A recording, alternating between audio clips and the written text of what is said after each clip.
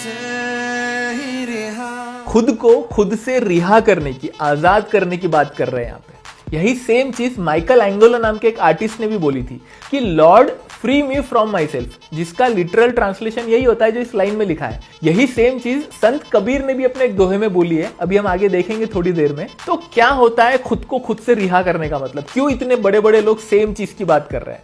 इस चीज को समझने के लिए ना आप रूमी का ये कोट सुनो। वो कहते हैं कि the Lord is in me and the Lord is in you as life is hidden in every seed. जिस तरीके से बीज के अंदर एक जान छुपी होती है, जब हम उसको जमीन में डालते हैं, पानी देते हैं उसको, तब उसके अंदर से पेड़ पौधे निकलते हैं। लेकिन जब तक हम उसको नरिश नहीं करेंगे तब तक वो एक सिर्फ बीज है, उसके अंदर वो जान छुपी हुई है। उसी तरीके से हम सब के अंदर रब छुपा हुआ है, लेकिन जब तक हम अपने आप को नरिश नहीं करेंगे, हम उसको उस मुकाम पे नहीं लेके आएंगे, तब तक हम उस रब को नहीं देख पाएंगे अपने अंदर। और यही सेम चीज इस कुन फाया कुन में भी लिखी हुई है। जो मुझ में समाया वो जो तुझ में समाया। पर कैसे करेंगे हम खुद को नरिश, किस तरीके से हम देख पाएंगे उसको? तो इसके लिए रूमी आगे कहते हैं कि rubble your pride my friend and look for him within you. मतलब पहले आप अपना घमंड, अपना जो ईगो सेल्फ है ना, उसको खत्म करो, उसके बाद अपने अंदर झांक के देखो, तब आपको उसका दीदार होगा। पर ये ईगो सेल्फ होता क्या है और कैसे खत्म करेंगे हम इसको? हिंदुइज्म में कहते हैं ना कि हम सब की जो आत्मा है वो उस परमात्मा से आई है। मतलब हम सब के अंदर जो सोल बसती है ना, उसका सोर्स एक ही है, उस गॉड का एसेंस हम सब के अंदर मौजूद है। लेकिन जैसे जैसे हम बड़े होते हैं ना, हम उस एसेंस को ना करप्ट कर देते हैं। हम बच्चों को बोलते हैं ना कि ये भगवान का रूप है, हम बड़ों को तो नहीं बोलते। बच्चों को इसलिए बोला जाता है क्योंकि उस टाइम तक हमारे कोई भेद, कोई डिस्क्रिमिनेशन नहीं रहता, हमारे खुद के कोई ओपिनियंस नहीं होते, कोई आइडियोलॉजी नहीं होती, हम एकदम ब्लैंक स्लेट होते हैं। हमारी सिर्फ एक आइडेंटिटी होती है कि हम इस कुदरत के, इस यूनिवर्स के पार्ट है, दैट्स इट।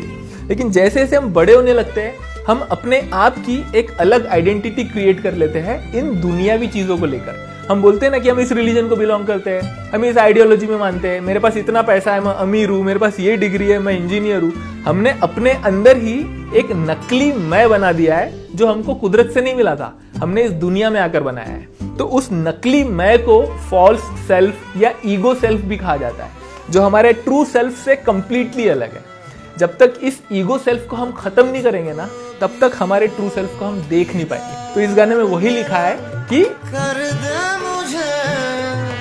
मुझसे ही रिहा। मतलब मेरा जो फॉल्स सेल्फ है उससे रिहा कर। अगर मैं उससे रिहा हो गया तो क्या होगा? अब मुझको भी हो दीदार मेरा। तो यही चीज ना संत कबीर ने भी एक दोहे में लिखी हुई है। वो कहते हैं कि प्रेम गली अति सांकरी, इसमें दो न समाई। मतलब अगर आप उस रब से इश्क करते हो, उसको पाना चाहते हो ना, तो ये जो इश्क की गली है ना, ये बहुत छोटी है, इसमें एक टाइम पे एक ही रह सकता है कोई। मैं था तो हरि नहीं, अब हरि है मैं नहीं। तो अगर आप हो, आपका जो नकली मैं है, अगर आपके अंदर वो बसा हुआ है, तो उस टाइम पे हरि नहीं रहेंगे। तो आपको पहले उस नकली मैं को निकालना पड़ेगा, तब हरि के लिए जगह बनेगी और तब वो आपको दिखेंगे। तो जब मैं था तब हरि नहीं, अब हरि है मैं नहीं। ये जो खुद से रिहा करना है, इसको इस तरीके से भी लिखते हैं कि हमें अपनी खुद ही मिटानी पड़ेगी। हमने एक अपनी खुद ही बना ली है ना इस दुनिया में आके। इस चीज के ऊपर एक बहुत बढ़िया शेर लिखा हुआ है।